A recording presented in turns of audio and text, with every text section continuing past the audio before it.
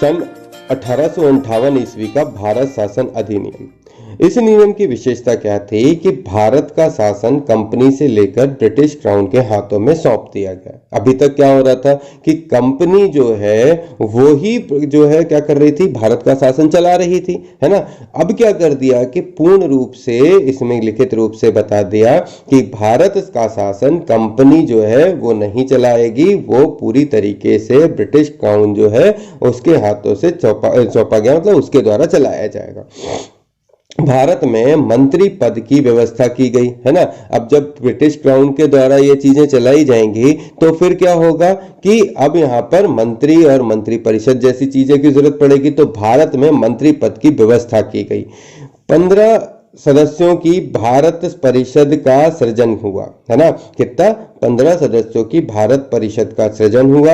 8 सदस्य जो थे वो ब्रिटिश सरकार द्वारा एवं 7 सदस्य जो थे वो कंपनी के निदेशक मंडल द्वारा चुने गए। कौन कौन? 15 सदस्यों में 8 सदस्य ब्रिटिश सरकार द्वारा और 7 सदस्य कंपनी के निदेशक मंडल द्वारा चुने गए, है ना। भारत में क्या कर दिया गया कि मंत्री परिषद की व्यवस्था की गई। क्यों की गई? क्योंकि जो शासन है वो किसके? क्राउन के हाथ में चला गया था, कंपनी से क्राउन के हाथ में चला गया था। क्राउन के हाथ में गया तो उन्हें मंत्री पद की जरूरत पड़ी। मंत्री पद की जरूरत के लिए उन्होंने क्या किया? 15 सदस्यीय टीम बनाई, 15 सदस्य मंत्री परिषद बनाई। उसमें 8 सदस्य जो थे वो ब्रिटिश सरकार के थे, 7 सदस्य जो थे वो क्या थे?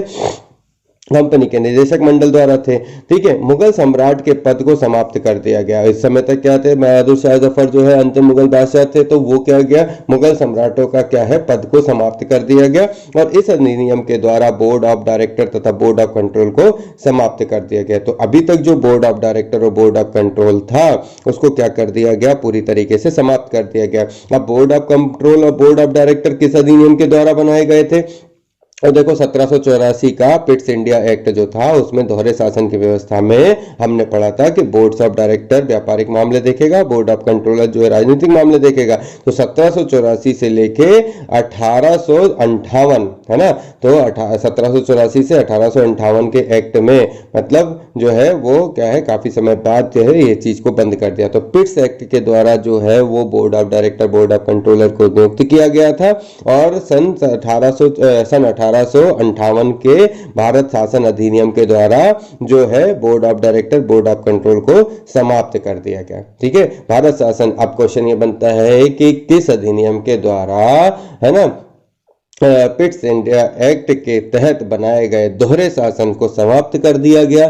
तो भारत शासन अधिनियम के द्वारा। भारत शासन कौन सा? सन 1858 अधिनियम के द्वारा इस चीज को खत्म कर दिया गया। अब दूसरी बात ये क्वेश्चन आता है कि पिट्स इंडिया एक्ट में इनमें से क्या था? तो इनमें से क्या था? अगर आपको पता है कि पिट्स इंडिया एक्ट में 2 ही बातें कही गई थी, board of director, board of control. ठीक है। पिट्स इंडिया एक्ट कब पारित हुआ था? 1784 में हुआ था। ठीक है। भारत शासन अधिनियम कब पारित किया गया? तो वो था 1858। ठीक है। 1858 के एक्ट में, पिट्स इंडिया एक्ट में जो बोर्ड ऑफ डायरेक्टर और बोर्ड ऑफ कंट्रोल की व्यवस्था बनाई गई थी वो 1858 में board of director, board of control की व्यवस्था को क्या कर दिया गया? पूरी तरीके से खत्म कर दिया गया। बोर्ड ऑफ डायरेक्टर जो थे वो व्यापारिक मामले देखते थे, बोर्ड ऑफ कंट्रोल जो है राजनीतिक मामले देखते थे। हमने पढ़ लिया। भारत में शासन संचालन के लिए ब्रिटिश मंत्रिमंडल में एक सदस्य के रूप में भारत के राज्य सचिव की नियुक्ति की गई, है ना। Secretary of the state of India क्या था? भारत में शासन संचालन के लिए ब्रिटिश मंत्रिमंडल की एक सदस्य के रूप में भारत में शासन संचालन के लिए ब्रिटिश मंत्रिमंडल में एक सदस्य के रूप में भारत के राज्य सचिव की नियुक्ति की गई। वह अपने कार्यों के लिए ब्रिटिश सदस्य के प्रति उत्तरदायी होता था। क्या होता था? वह अपने कार्य के लिए ब्रिटिश संसद के प्रति उत्तरदायी होता था। भारत के प्रशासन पर इसका संपूर्ण नियंत्रण होता था और उसी का वाक्य अंतिम होता था, चाहे वह राजनीति के विषय में हो या ब्यौरे के विषय में हो। ठीक है। भारत के गवर्नर जनरल का नाम बदलकर वायसराय कर दिया गया। अतः इस समय के गवर्नर जनरल लॉर्ड कैनिंग अंतिम गवर्नर जनरल एवं प्रथम वायसराय हुए। ठीक है। भारत शासन अधिनियम को मैं एक बार और समझाता हूं। भारत शासन अधिनियम क्या कहता था कि अभी तक जो कंपनी के हाथ में अधिकार थे राज्य के मतलब जो शासन के, वो पूरी तरीके से क्राउन के हाथ में चले गए। इधर पर जब क्राउन के हाथ में शासन गया तो भाई सरकार जो है वो किसी मंत्री और मंत्रिपरिषद के द्वारा चलती है। तो जो मंत्रियों के द्वारा चलती है तो मंत्रियों के पद बनाए गए। पर कितने पद बनाए गए? 15 पद बनाए गए। कौन कौन थे उसमें? तो जो 8 सदस्य थे वो ब्रिटिश सरकार के थे और 7 सदस्य जो थे वो कौन से थे? सदस्य कंपनी के निदेशक मंडल द्वारा थे। ठीक है, भारतीय मामलों को देखने के लिए ब्रिटिश संसद सीमा नियंत्रण स्थापित किया गया, है ना। ब्रिटिश संसद का सीधा नियंत्रण स्थापित किया गया। अब सीधा नियंत्रण के लिए क्या था? एक क्या है, भारत के राज्य सचिव की नियुक्ति की गई जो पूरी तरीके से ब्रिटिश सरकार के प्रति उत्तरदायी था। अब जब पूरा सरकार ये चलाएंगे तो फिर ये जो मुगल बादशाह है वो क्या करेंगे? तो सबसे पहले मुगल सम्राट के पद को समाप्त कर दिया गया और इसी के साथ में board of director, board of control के नियम को भी समाप्त कर दिया गया। संचालन जो है वो एक सदस्य के रूप में भारत के राज्य सचिव की नियुक्ति की गई और उसी को ही संपूर्ण नियंत्रण दिया गया। और वह जो वाक्य अंतिम हो, उसके द्वारा जो अंतिम वाक्य होता था, चाहे वो नीति के विषय में या ब्यौरे के विषय में, वो जो कहेगा वही बात मानी जाएगी। तो वो था भारत के राज्य सचिव का पद। ठीक है, इसके बाद आते हैं भारत के गवर्नर जनरल, जो कि क्या था, हमने बताया था कि भारत में क्या थे, पहले थे गवर्नर, बाद में बने बंगाल के, पहले तो बंगाल के गवर्नर होते थे। ये हमने 1733 में पढ़ा कि 1773 एक्ट के पहले भारत में गवर्नर होते थे। 1773 के पहले बंगाल का 1773 से पहले बंगाल के गवर्नर होते थे कंपनी के। 1773 के रेगुलेटिंग एक्ट के बाद जो बंगाल का गवर्नर था उसे क्या कर दिया गया? बंगाल का गवर्नर जनरल बनाया गया। ठीक है, पद जो है गवर्नर का हटा के गवर्नर जनरल कर दिया गया। गवर्नर जनरल के पद को भारत शासन अधिनियम के तहत क्या कर दिया गया? वायसराय कर दिया गया। अब इसके अनुसार जो अंतिम गवर्नर जनरल थे, है ना, अंतिम गवर्नर जनरल थे वो थे लॉर्ड कैनिन और वही बाद में पहले गवर्नर वायसराय भी कहलाए, क्योंकि पद को हटाया था, आदमी नहीं हटाया था, है ना। तो उसी उस समय कौन थे? लॉर्ड कैनिन अंतिम गवर्नर जनरल थे।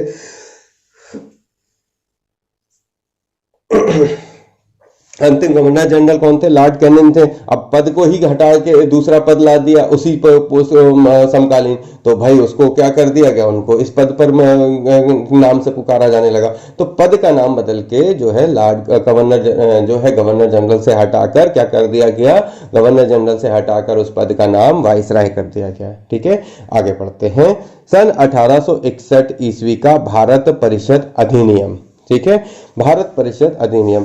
इस अधिनियम की विशेषताएं क्या हैं कि गवर्नर जनरल की कार्यकारिणी परिषद का विस्तार किया गया, विभागीय प्रणाली का प्रारंभ हुआ लॉर्ड कैनिन के द्वारा, गवर्नर जनरल को पहली बार अध्यादेश जारी करने की शक्ति प्रदान की गई।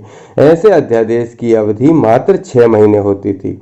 गवर्नर जनरल को बंगाल, उत्तर पश्चिमी सीमा प्रांत और पंजाब के विधान परिषद स्थापित करने की शक्ति प्रदान की गई और इसके द्वारा कानून बनाने की प्रक्रिया में भारतीय प्रतिनिधियों को शामिल करने की शुरुआत हुई। वायसराय कुछ भारतीयों को विस्तारित परिषद में गैर सरकारी सदस्यों के रूप में नामांकित कर सकता था।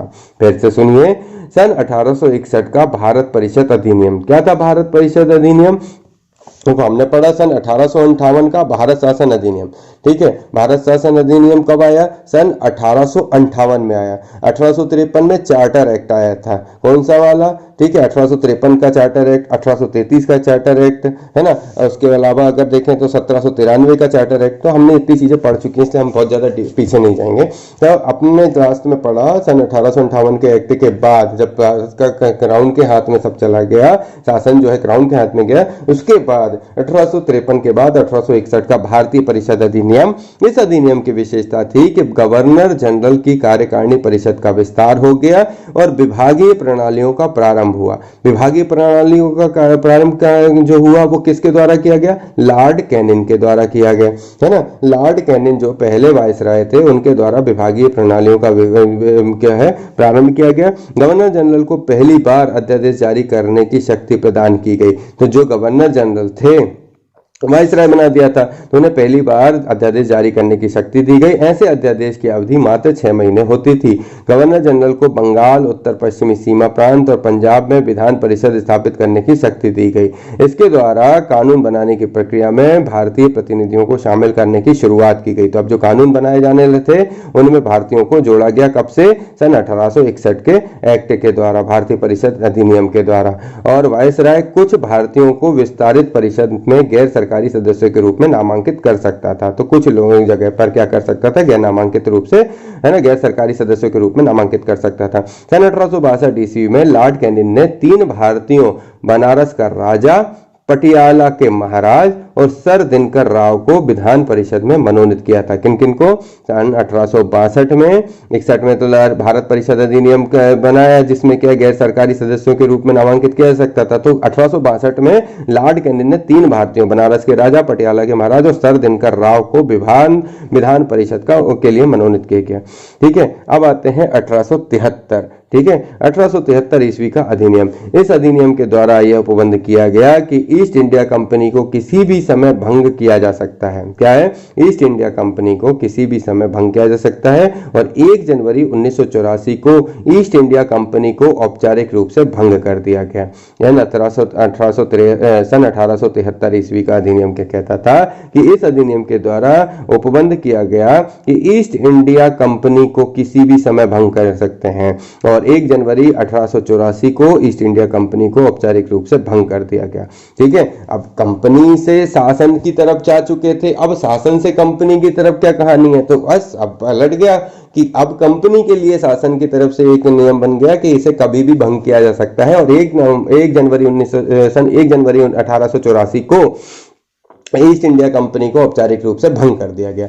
शाही उपाधि अधिनियम 1876 ईस्वी। इस अधिनियम द्वारा गवर्नर जनरल की केंद्रीय कार्यकारिणी में 6ठे सदस्य की नियुक्ति कर उसे लोक निर्माण विभाग का कार्य सौंपा गया। क्या था? इस अधिनियम के द्वारा गवर्नर जनरल की केंद्रीय कार्यकारिणी में, है ना, 6ठे सदस्य की नियुक्ति की गई जिससे उसे लोक निर्माण का कार्य सौंपा गया। 28 अप्रैल सन 1876 ईस्वी को एक घोषणा द्वारा महारानी विक्टोरिया को भारत की सम्राज्ञी घोषित कर दिया गया। तो महारानी विक्टोरिया को भारत की सम्राज्ञी कब घोषित किया गया? तो ये शाही उपाधि अधिनियम सन 1876 ईस्वी को, शाही उपाधि अधिनियम सन 1876 ईस्वी को, इस अधिनियम के द्वारा, शाही उपाधि अधिनियम के द्वारा महारानी विक्टोरिया को भारत की सम्राज्ञी घोषित किया गया था। ठीक है, कब किया गया था? तो 28 अप्रैल सन 1876 में। ठीक है, शाही उपाधि अधिनियम सन 1876। तो ये कब रानी विक्टोरिया को उपाधि दी गई, भारत की सम्राज्ञी घोषित किया गया। भारत की सम्राज्ञी रानी विक्टोरिया 28 अप्रैल 1876 को घोषित किया गया।